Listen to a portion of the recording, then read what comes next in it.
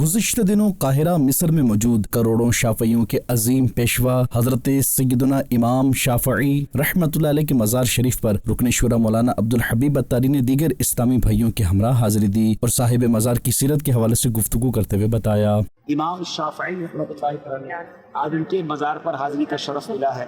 امام محمد بن ادریس شافعی المعروف امام شافعی رحمۃ اللہ تعالی علیہ دوسری صدی ہجری کے عظیم امام اور عالی شان مجتہد تھے، اور مکہ مکرمہ میں آپ نے ابتدائی تعلیم حاصل کی۔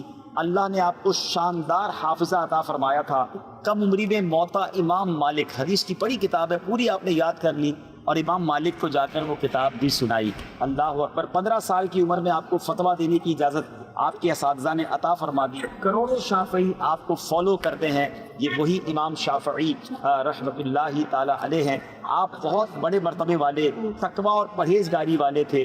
آپ روزانہ رات کو ایک قرآن پاک ختم کیا کرتے اور رمضان میں 60 بار قرآن پاک ختم کیا کرتے۔ اس موقع پر رکن شورا اور دیگر اسلامی بھائیوں نے صاحب مزار سمیت دیگر کے ایصال ثواب کے لیے دعا اور فاتحہ خوانی کا سلسلہ بھی کیا۔ ناظرین، آپ بھی اپنے مرحومین کے لیے ایصال ثواب کرتے رہیے اور اجر و ثواب پائیے۔